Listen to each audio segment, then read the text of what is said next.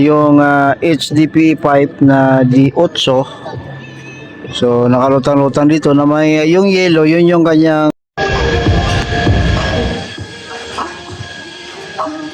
grabe guys, oh. Ang ganda dito guys, oh. Sunset na dito sa Harbor Square, you know. Yan.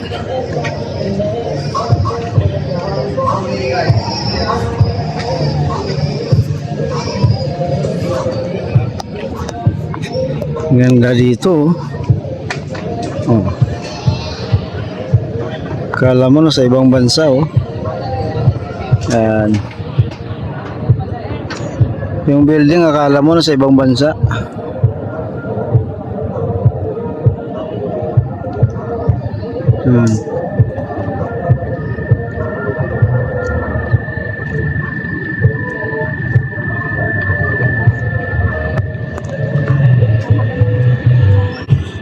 Ngayon yung tubo nandito pa rin, oh. Naka letter S pa yan, oh.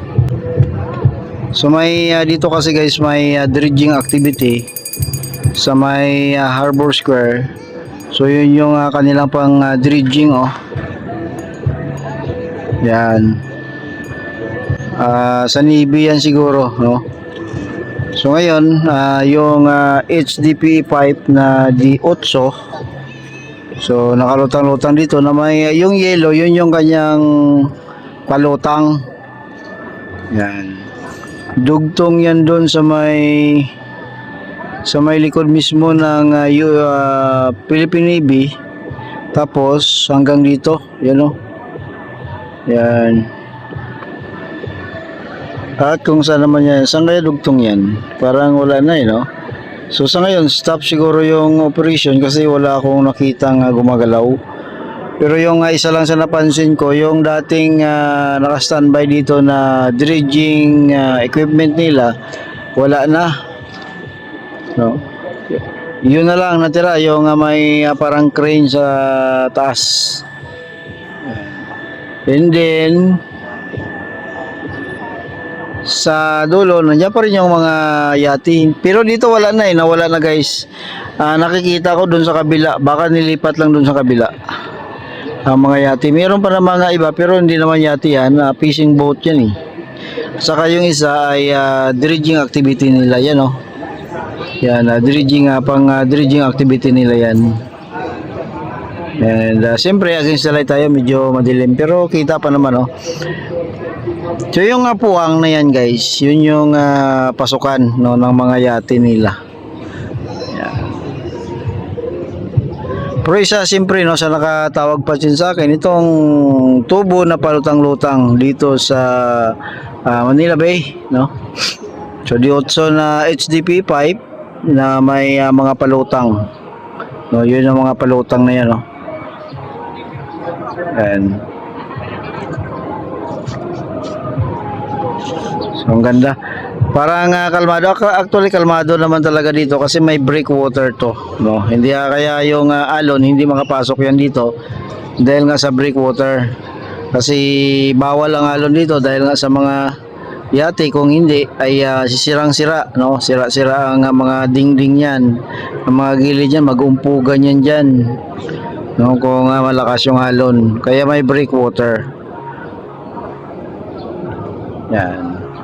Hindi natin natsambahan, no, kung paano nila gawin yan, or dyan siguro dumadaloy ang kanilang mga waste product or kung anong materialis, ano, ang pinapadaloy nila dyan. So I'm sure liquid, no, liquid ang dadaloy dyan. Kung hindi tubig, baka mga wastewater, no, mga ganyan. So kailangan ng tubo talaga kasi bawal yan itapon sa dagat. So maganda tong pasyalan na ito.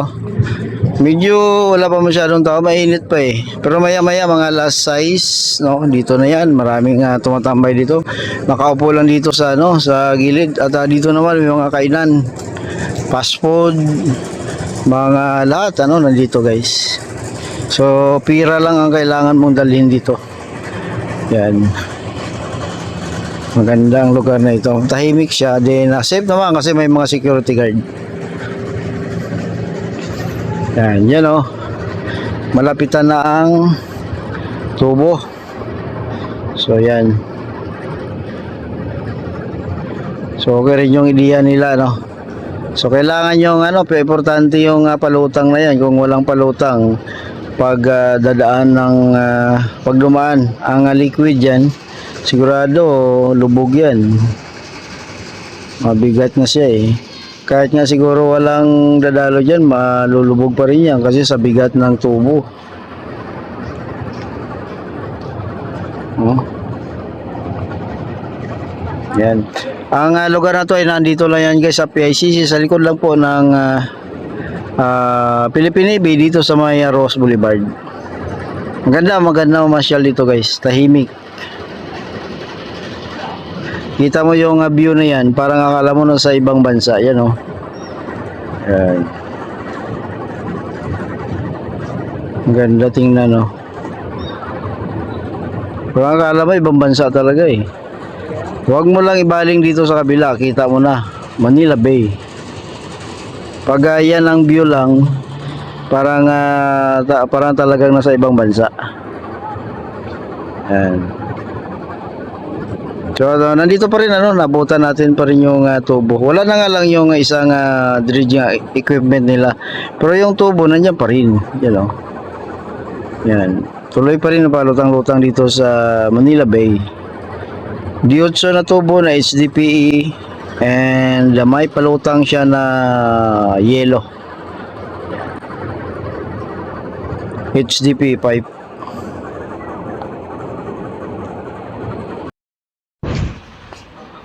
Yan oh, ganda oh. Haliwalas, di ba?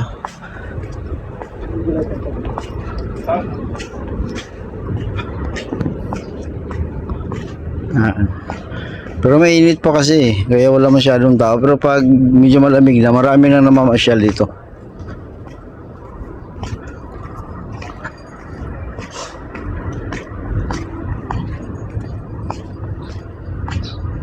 May pwedeng sumalampak dyan oh.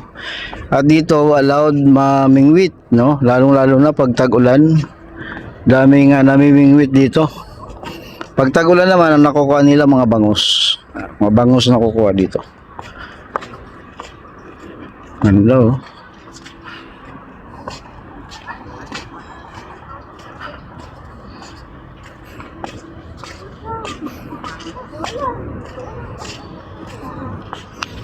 Yan ang malapitan. Yan yung daungan ng Philippine Navy.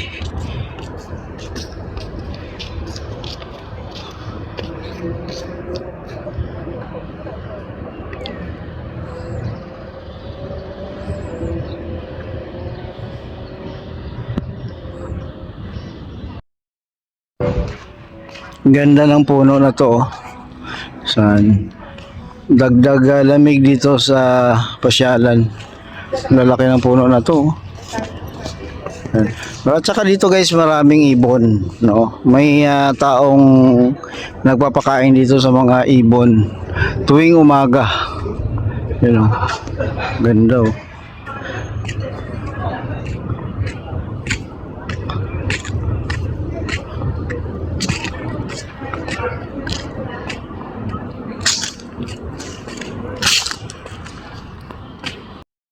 Di pasyal na guys, dito lang yan sa may Harbor Square. Yan po ang Ross Boulevard and yan naman po ang PICC. Yan, oh.